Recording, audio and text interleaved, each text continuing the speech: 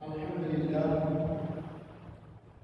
মহান আল্লাহ রাব্বুল আলামিনের দরবারে শুকরিয়া জ্ঞাপন করি যে আল্লাহ তাআলা আমাদেরকে বিভিন্ন জামায়াতের ভিতর করে প্রতিকূল পরিবেশের ভিতরে আল্লাহ রাব্বুল আলামিনের হুকুম জুমার নামাজ আদায় করার জন্য আসার এবং বসার কোরআন ও হাদিস আলোচনার সময় এবং বলার মতো তৌফিক দিয়েছেন। আসুন সে আল্লাহর দরবারে শুকরিয়া জ্ঞাপন করি, বলেন আলহামদুলিল্লাহ।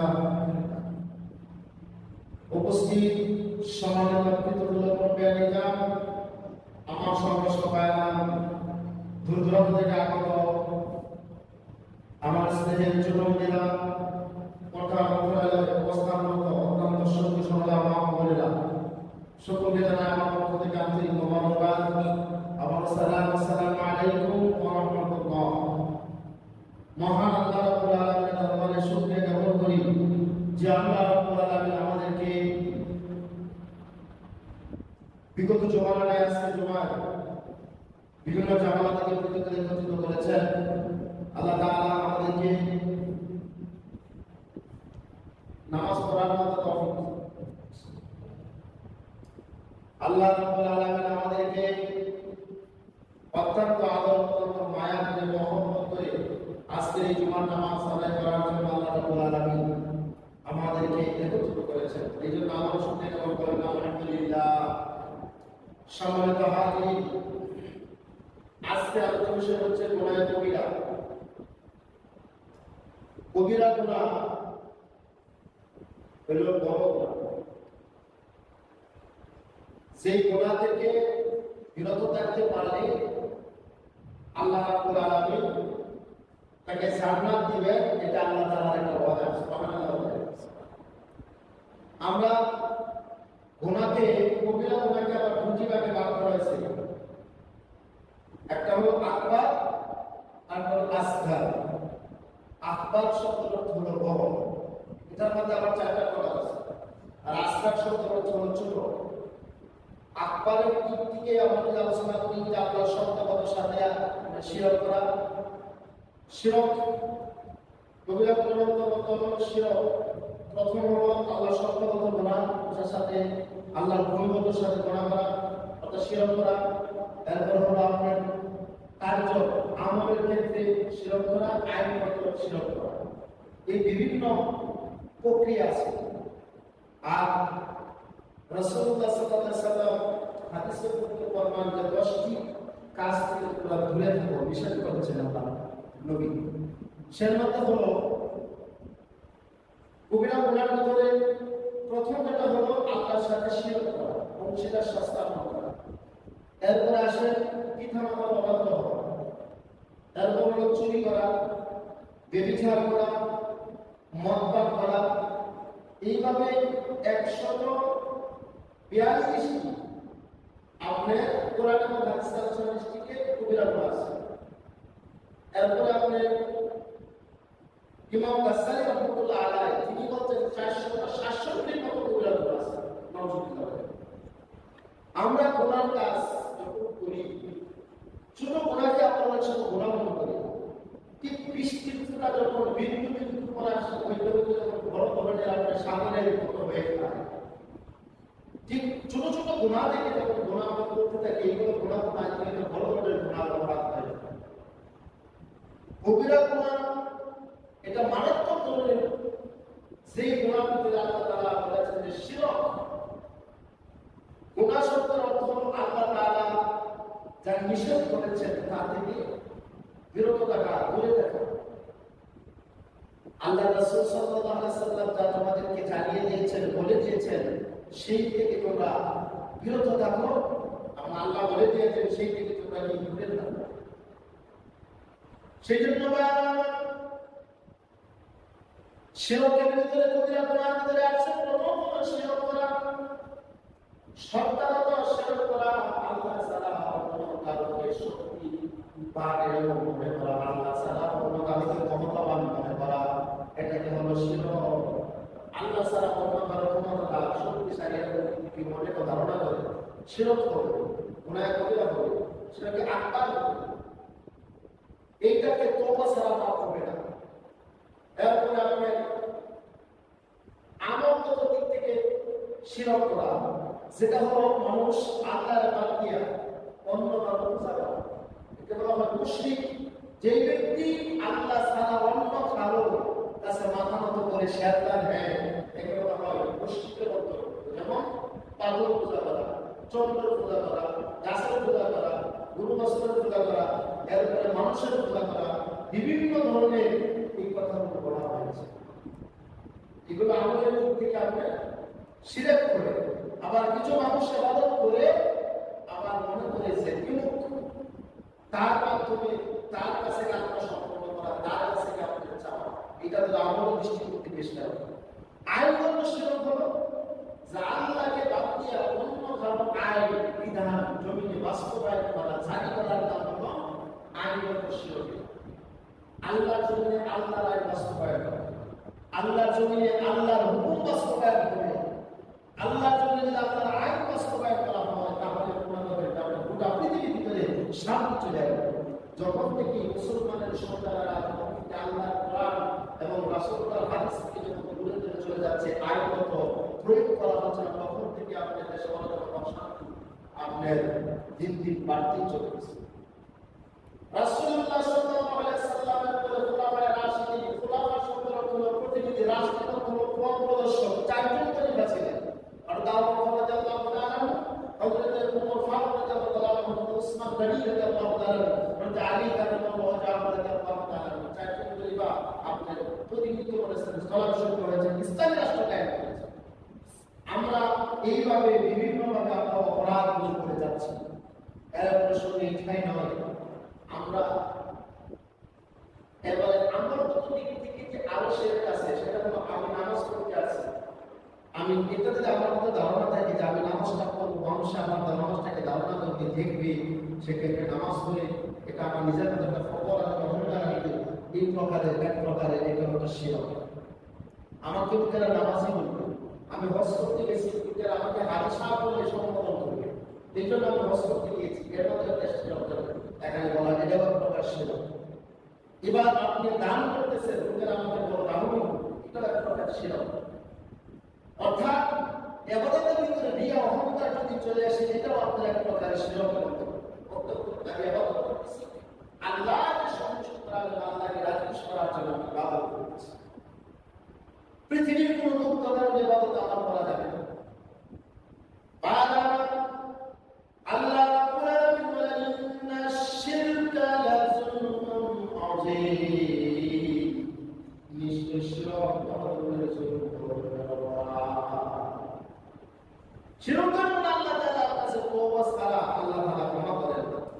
আল্লাহ তাআলা বলেন, ইন্নাল্লাহা লা ইয়াগফিরু আন ইউশরাকা বিহি ওয়া ইয়াগফিরু দুনা মা যালিকা ওয়া ইয়াগফিরু মা দুনা যালিকা লিমান ইয়াশা।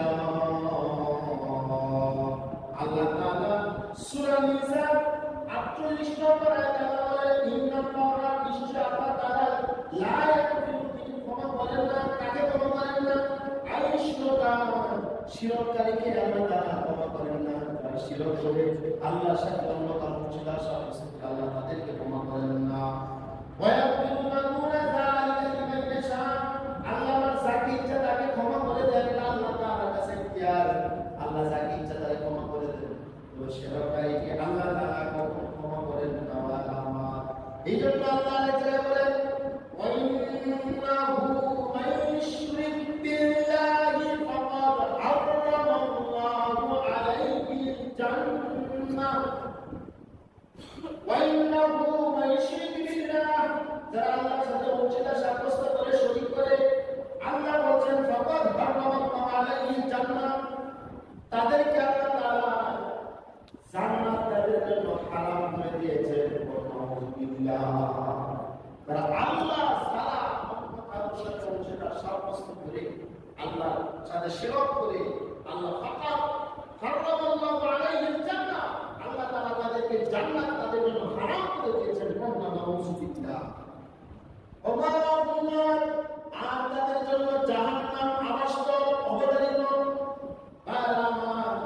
এরপরে আল্লাহ রাব্বুল আলামিন আরেক জায়গায় বলেন, ফামান কানা ইয়ারজু লিকা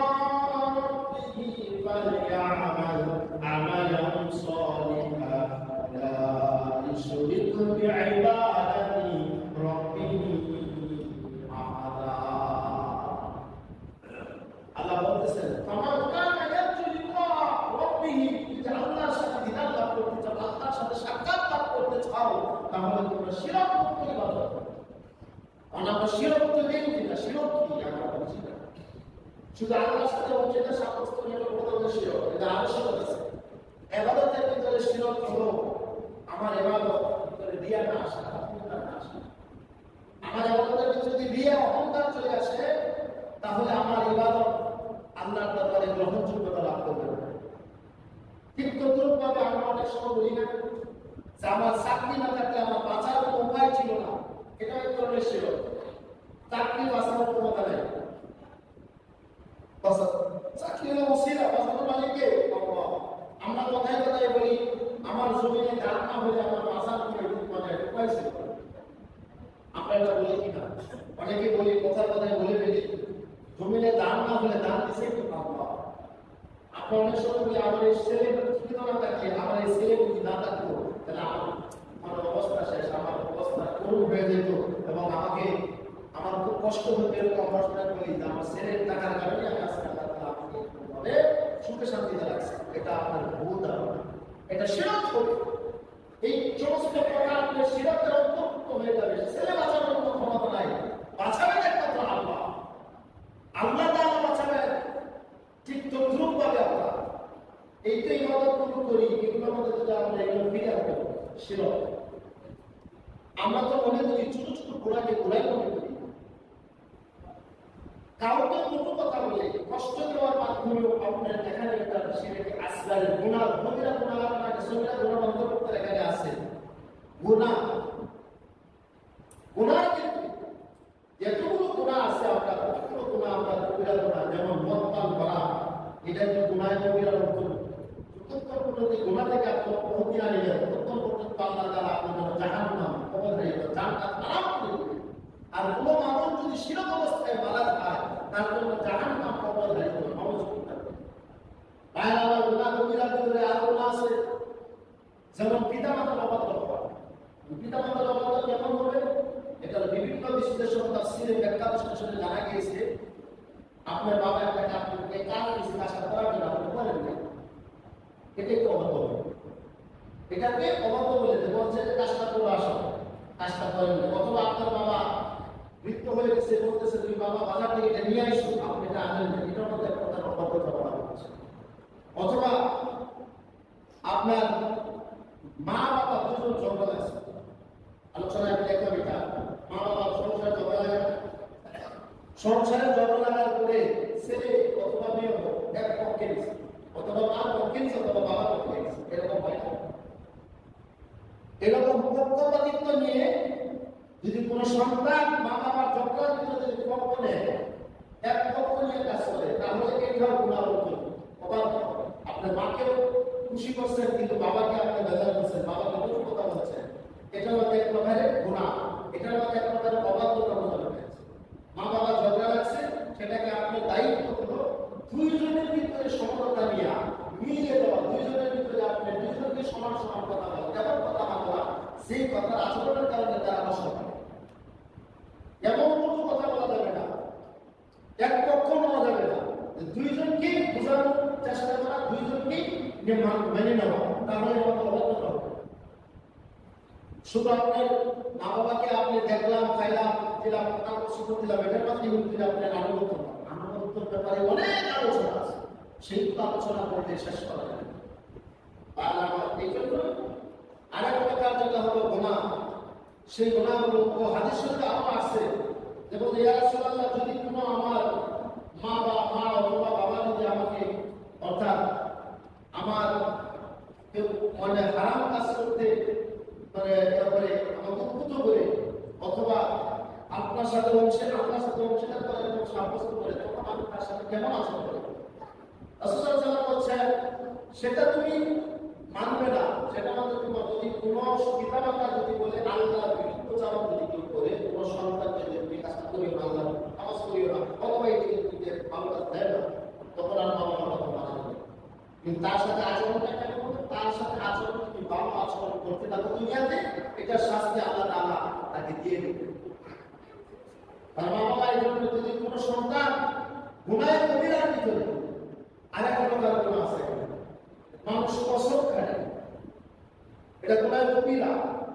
আল্লাহ ছাড়া যদি অন্য কোনো ব্যক্তির নামে, কোনো সৃষ্টির নামে, সত্তার নামে যদি কোন মাকলুক নিয়ে কোন কসম কাটে, তাহলে গুনাহ কবিরা, গুনাহ হবে। কেউ বলে না আমার সন্তানের কসম করে বললাম কাজটা আমি করি নাই, গুনাহ হবে, গুনাহ কবিরা হবে।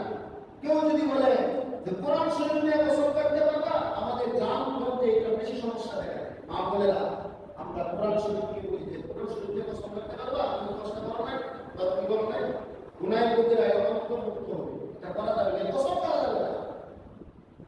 আগে বলে তুমি কি মসজিদে বলতে পারবা যে কাজটা করো নাই, এরকম আমরা বলি, এটাও গুনাহ হবে। মসজিদ নিয়ে আপনার কসম করা যাবে না, মসজিদে বলতে পারবে না, সন্তান নিয়ে কসম করা যাবে না, কোরআন শরীফ নিয়ে কসম করা যাবে না। তো বলতে পারেন হুজুর তাহলে সততা উদাহরণ কি নিয়ে কসম? কসম করবেন আল্লাহর নামে, আল্লাহর কসম করে করি কাজটা আমি করি নাই, আল্লাহর কসম করে করি কাজটা আমি করি নাই। তিনবার চতুর্থবার বলবেন যে আল্লাহর কসম করে যদি কাজটা আমি করে থাকি, আল্লাহর কসম যেন আমার উপর নাযিল হয়। কইলে কি বলতে পারবেন? আপনি যদি প্রত্যেকটা দিকে আপনার শব্দ একটু হয়ে থাকে, তাহলে আপনি নিজেকে কি জাস্টিফাই করে সততা প্রমাণ করার জন্য আপনার কইলে কি গজব চলে আসবে না। আল্লাহ হলো ইনসাফ প্রতিষ্ঠা করেন। আপনি বললেই পারবে না, যদি অপরাধী হয়ে থাকে, অপরাধী হয়ে থাকে, তাহলে আপনার আল্লাহর গজব আসে। ঠিক তদ্রুপ ভাবে আপনার পিতামাতার অভাব করতে এরকম আছে, কবিরা গুনাহ, মদ পান করা কবিরা গুনাহ, চুরি করা কবিরা গুনাহ, যত ধরনের আমরা জিনা করা, ব্যভিচার করা কবিরা গুনাহ, আবার অত্যাচার করা, এটাও গুনাহ কবিরার অন্তর্ভুক্ত। কাউকে অত্যাচার করা, জুলুম করা, জুলুমটা কবিরা গুনাহের অন্তর্ভুক্ত। এই কবিরা গুনাহ থেকে যদি তওবা না করে কোনো ব্যক্তি যদি মারা যায়, তো জাহান্নাম তার জন্য অবধারিত হবে। কবিরা গুনাহ অনেক গুণ আছে, আমি তো বললামই কয়টা কবিরা গুনাহের কথা বলবো। কবিরা গুনাহ আমরা তো কবিরা গুনাহ থেকে দূরে থাকলে গুনাহ সগীরা থেকে আল্লাহ তাআলা বিভিন্ন নেক আমলের মাধ্যমে মাফ করে দেন। এখন আসেন এই গুনাহ কবিরার ভিতরে আমরা বিভিন্ন ধরনের অপকর্ম করে থাকি, বিভিন্ন ধরনের ঝগড়া ফাসাদ করে থাকি, কাউকে গালিগালাজ করে থাকি। আর সেরকম আছে যে কোনো ব্যক্তি তার মা বাবাকে সে গালি দিল, কেউ বলে সে কি নিজের মা বাবাকে কেউ এরকম গালি দিয়ে থাকে, তারা বলছেন যদি এই সন্তান অন্যের মা বাবাকে গালি দিয়ে তাহলে সে তো তার মা বাবাকে গালি, সেও যখন উত্তর দিবে তার মা বাবাকে গালি দেওয়া হবে। আরেকটা বিষয় হলো মা বাবার দুষ্কৃতি থাকে, ওই দুষ্কৃতি কোন সন্তান অন্যের কাছে বলে বেড়ায়, এটাও তার মধ্যে একটা অপরাধ করা হবে, তার বৃত্তচরণ করা হবে। প্রিয় ভাইরা আমার, ঠিক তদ্রুপ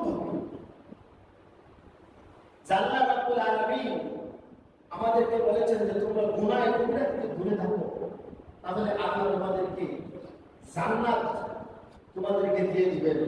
কবিরা গুনার মধ্যে আরেকটা কথা হলো মিথ্যা কথা। মিথ্যা কথা বলা গুনাহ কবিরা। আমরা তো মিথ্যা কথা মানে কথায় কথায় মিথ্যা কথা বলি, কথা মিথ্যা কথা না বলে আমাদের পেটের ভাত হজম হয়। হাদিসে আছে কি জানেন? ইয়াকুমুল কাযিবা, তোমরা মিথ্যা থেকে দূরে থাকো, ফাইন্নাল কাযিবা ইয়াহদি ইলাল ফুজুরি, কেননা মিথ্যা তোমাদেরকে পাপ কাজের দিকে নিয়ে যায়, পাপ কাজের দিকে ধাবিত করে। ওয়া ইন্নাল ফুজুরা ইয়াহদি ইলান নার, আর পাপ কাজ মানুষদেরকে জাহান্নামের দিকে নিয়ে যায়। মিথ্যা তোমাদেরকে পাপের দিকে নিয়ে যায়, আর পাপটা তোমাকে জাহান্নামের দিকে নিয়ে যায়। একটা মিথ্যা কথা থেকে হাজার মিথ্যা কথা জন্ম নেয়, একটা মিথ্যা কথার মাধ্যমে হাজার মিথ্যা কথা জন্ম নেয়। আপনি চিন্তা করবেন সকাল থেকে নিয়ে সন্ধ্যা পর্যন্ত, সন্ধ্যা পরে চিন্তা করবেন সারাদিন আপনি কতটি মিথ্যা কথা বলছেন, কয়জনকে প্রতারণা করছেন, ঠকাইছেন, মিথ্যা কথা বলছেন। এগুলো আপনি চিন্তা করলে আস্তে আস্তে আপনার কাছ থেকে অপরাধ দূরে সরে যাবে। আমাদের মিথ্যা বলাটা অভ্যস্ত হয়ে গেছে, আমরা সত্য কথা দাঁড়িয়ে কাছে যাই না, বলতেই চাই। মানুষ পাপ কাজ করতে করতে একসময় অন্তর্ধার দিকে তার ঘৃণাও সৃষ্টি হবে, পাপের দিকে চলে যাবে, ঘৃণাও করবে না। আমরা তো অন্যের চিন্তা ফিকির নিয়ে ব্যস্ত থাকি। অন্যে কি করেছে, কে কি করেছে, ওই সমালোচনা আমাদের দিকে আছে। সাবধান, খবরদার। হাসরের মাঠে যখন আপনাকে দায়ী করা হবে, রাখা হবে, তখন আল্লাহর তারপরে যখন দাঁড় করে দেওয়া হবে, তখন আর বাঁচানোর কোনো উপায় না। যারা পৃথিবী জমি থেকে চলে গেছে পায় না, তারা কখনো ফিরে আসে নাই, তাদের সাথে একটা কথা বলতে পারতেন যে তোমার অবস্থাটা কেমন আছে। তাহলে আপনি দুনিয়া থেকে আপনি সব দুনিয়াদারি ছাইড়ে দিয়ে একমাত্র আল্লাহর ইবাদতে মশগুল হয়ে থাকবেন। বারবার এই যে আল্লাহ বলেন ফামান কানা ইয়ারজু লিকা রাব্বিহি, যদি আল্লাহর সাথে সাক্ষাৎ করতে চাও, আল্লাহর সাথে যদি তুমি আল্লাহর নৈকট্য হাসিল করতে চাও, ফামান কানা ইয়ারজু লিকা রাব্বিহি ফালইআমাল আমালান সালিহান, তাহলে তোমরা নেক আমল করো, সলিহ আমল করো। ওয়ালা ইউশরিকু বিইবাদাতি রাব্বিহি আহাদা, আল্লাহর সাথে কাউকে অংশীদার সাব্যস্ত করিও না। আল্লাহর সাথে কাউকে অংশীদার সাব্যস্ত করিও না, শিরক করিও না। তাহলে গুনাহ আমাদের চোখে, চোখ কখনো নিজের অপরাধ গুলো দেখে না, নিজের উপর দেখে না, চোখ অন্যের অপরাধ দেখে। এটা কি বাস্তবে সমাজে হচ্ছে কি হচ্ছে না? নিজের অপরাধ দেখে আপনি মনে করেন আমি তো অপরাধ করতেছি, ভুল করতেছি, এইগুলো আমি আমারটা দেখি, আরেকজন ভুল করতেছে ওইটা আমি দেখি, ওইটা দেখা যায় পাগল করা হয়ে যায়। ভাই নিজে নিজে সংশোধন করেন, নিজের আত্মাকে নিজে সংশোধন করেন। মান আরাফা নাফসাহু ফাকাদ আরাফা রাব্বাহু, যে নিজের নফসকে চিনতে পারলো সে যেন তার আল্লাহকে, তার প্রভুকে চিনতে পারলো। সুবহানাল্লাহ। যে নিজেকে চিনতে পারলো না, নিজেকে নিয়ে সমালোচনা করতে পারলো না, সে আল্লাহকে চিনতে পারবে না। নিজেকে নিয়ে আমি দিনে কয়টা পাপ কাজ করেছি, দিনে কয়টা অপরাধ করেছি, এটা নিয়ে জাস্টিফাই করা উচিত। আমরা কেউ এখানে ফেরেশতা না, আমরা মানুষ, আমাদের অনেক ভুল আছে, কথা বলা ভুল, চলাফেরা ভুল, খাওয়া দাওয়া ভুল, উঠা বসা ভুল, চলাফেরা ভুল, সব জায়গায় আমাদের আসলে নাই। সেই জন্য আমাদের নিজেরা সংশোধন হয়ে যায়। অন্যের পিছনে তাকানোর সময় আমার নয়, সবচেয়ে জ্ঞানী মানুষ সে, যে নিজেকে নিয়ে চিন্তা বিক্রি করে অন্যের কে কি করে দেখার সময় নেই। আরে ভাই, আমি অন্যের সমালোচনা করতে করতে জান্নাতে আপনার আমার পরে হয়ে যাবে, অবস্থা খুব বেহাল হয়ে যাবে, জাহান্নাম অবধারিত হয়ে যাবে। আমরা যদি নিজেরা সংশোধন হয়ে যাই, সমাজ ঠিক হয়ে যাবে। নিজেরা সংশোধন হয়ে গেলে সমাজ ঠিক হবে, আপনার ঘর ঠিক হবে, সমাজ ঠিক হবে, আপনার পুরো এলাকা ঠিক হয়ে যাবে। অন্যের চিন্তা ফিকির নিয়ে যদি ঘুরে বেড়ায়, অন্যের দোষ নিয়ে যদি ঘুরে বেড়ায়, তাহলে আমি গুনাহ করতেছি, আল্লাহর কাছে তওবা ছাড়া যদি আমার মৃত্যু চলে আসে, তাহলে আল্লাহ আমাকে ক্ষমা করবেন না, জাহান্নাম যাবে বলা যাবে। এই জন্য চিন্তা করতেছি যে আপনি দিনে কয়টা মিথ্যা কথা বলছেন, এগুলা আমি কয়টা মিথ্যা কথা বলেছি সেগুলা নিয়ে আপনি চিন্তা করবেন যে আজকে যদি 10টা মিথ্যা কথা বলতে থেকে আগামীকাল 5টা, এরপরে এইভাবে আস্তে আস্তে আস্তে কমাই দেব, একদম একটা মিথ্যা। ইন্না সিদকা ইয়াহদি ইলাল বিররি ওয়া ইন্নাল বিররা ইয়াহদি ইলাল জান্নাহ, নিশ্চয় সততা কল্যাণের দিকে নিয়ে যায়, পূর্ণের দিকে নিয়ে যায়। ইন্না সিদকা, নিশ্চয় সততা, ইন্না সিদকা ইয়াহদি ইলাল বিররি, কল্যাণের দিকে নিয়ে যায়, ভালো কাজের দিকে নিয়ে যায়। ওয়া ইন্নাল বিররা ইয়াহদি ইলাল জান্নাহ, আর পূর্ণতা তার জন্য জান্নাতে নিয়ে যায়। সুবহানাল্লাহ। একটা সত্য কথার মাধ্যমে আপনাকে কল্যাণের দিকে নিয়ে যাবে, ভালো কাজের দিকে নিয়ে যাবে, আর এই ভালো কাজটা আপনাকে জান্নাতে নিয়ে যাবে। সুবহানাল্লাহ। এবার আমরা সবাই সঠিক আলোচনা দিকে করতে চাচ্ছি না। কোন কথা হলো গুনাহের কবিরার কথা আলোচনা হলো, গুনাহ থেকে বিরত থাকা। আমি যদি গোপনে যদি গুনাহ করতে থাকি, এই গুনাহগুলো আস্তে আস্তে বড় ধরনের গুনাহ করতে থাকবে, যার কারণে আমার দিলটা শক্ত হয়ে যাবে, ইবাদতে মন বসবে না, তারপরে আপনি ভালো কাজ করতে মন বসবে না, আপনি নামাজ পড়তে মন বসবে না, আমার বিভিন্ন কাজের প্রতি করি না, ভালো কাজের প্রতি করি না, অন্তরটা কালো অন্ধকার হয়ে গিয়েছে। সেজন্য বাইরে আমার গুনাহ ছাড়তে হবে, গুনাহ মুক্ত আমল করতে হবে। গুনাহ ছেড়ে দেবেন আস্তে আস্তে, কবিরা গুনাহ ছেড়ে দেবেন। ও আগে হাদিসে এখানে আছে যে 10টা কথা বলা হয়েছে আপনাদের, যে যদি তোমাকে ইচ্ছাকৃতভাবে কোনো ব্যক্তি ফরজ নামাজ ত্যাগ করবে, ইচ্ছাকৃতভাবে কোনো ব্যক্তি ফরজ নামাজ ত্যাগ করবে না, যদি ফরজ নামাজ ত্যাগ তাহলে তোমাকে টুকরা টুকরা করে দেওয়া হয়, অথবা সুরে চড়িয়ে দেওয়া হয়, অথবা আগুনে পুড়িয়ে দেওয়া হয়, এরপর আল্লাহ সুবহানাহু ওয়া তাআলা তোমরা কখনো ইচ্ছা স্বেচ্ছায় ফরজ নামাজ ত্যাগ করবে না, ছাড়বে না। যদি কোনো ব্যক্তি ফরজ নামাজ ইচ্ছাকৃতভাবে ছেড়ে দেয়, তাহলে সে আল্লাহর জিম্মা থেকে সরে গেল, আল্লাহ তার উপর দায়িত্ব না। আল্লাহ তাদেরকে জিম্মাদারি ছিল আল্লাহর ওই মানুষটার ব্যাপারে, আল্লাহর কোনো জিম্মাদারি নেই।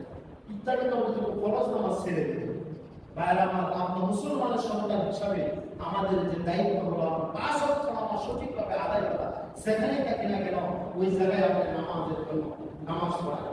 আমরা অনেক সময় নামাজ কাজা হয়ে যায়, টাইম করে পড়তে হবে, নামাজটা আবার করে নেওয়া, অনেক সময় ঘুমের করে ফজরের নামাজ পড়তে পারে না, এটা পরে আবার সূর্যটা করে নামাজটা আদায় করে নেওয়া। অনেকে গাড়িতে আছেন, উঁচু নাই, অথবা আপনার নামাজ পড়তে পারলেন না, নামাজটা করে আদায় করে নেওয়া। কাজে নামাজটা করে আদায় করে নিতে হবে। যারা বলেই না, তাদের অবস্থা অত্যন্ত করুণ হয়ে ভয়াবহ হবে। একটা নামাজ কাজা করলে 2 লক্ষ 88,000 হুক্কা পূজা করতে হবে। এক হুক্কা তুমি আসলো 50,000 বছরের সমান। নাউযুবিল্লাহ। তাহলে ভাই আপনাকে নামাজ স্বেচ্ছায় ছেড়ে দেব, প্রথমে আমরা স্বেচ্ছায় নামাজ ছাড়ব না। পুরুষ মানুষের কোনো ওজন নেই, পুরুষ মানুষের কোনো ওজন নাই। তো হুজুর আমার তো শরীর পাক না। আরে ভাই আপনি মুসলমান, কেন আপনার শরীর পাক থাকবে না? আপনি কৃষি ব্যবহার করেন, স্থানীয় ব্যবহার করেন, বিয়ে ব্যবহার করেন, পানি খরচ করেন। আপনি কোনো মহিলা না যে তার এই সমস্যা আছে, মহিলাদের একটা মাসিক একটা সমস্যা থাকে, কিন্তু পুরুষের কোনো সমস্যা নাই। সেই জন্য পুরুষের শরীর সবসময় পবিত্র রাখা উচিত। সদা সর্বদাই যদি আপনার অবস্থা মৃত্যু চলে আসে, তাহলে কি অবস্থা হবে? অপবিত্র অবস্থায় আপনি মারা গেলেন। উভয় আছে, একটু খেয়াল করছেন, একটু চিন্তা করবেন, গভীরে চিন্তা করবেন, মনোযোগ দিয়ে নিরিবিলি একটু চিন্তা করবেন, দেখবেন সব ঠিক হয়ে যাবে। আল্লাহ তাআলা আমাদের সকলকে সঠিকভাবে কোরআন পড়াচ্ছেন। আমিন। ওয়া আখিরু দাওয়ানা আলহামদুলিল্লাহ ওয়া আসসালামু আলাইকুম ওয়া রাহমাতুল্লাহি ওয়া বারাকাতুহু।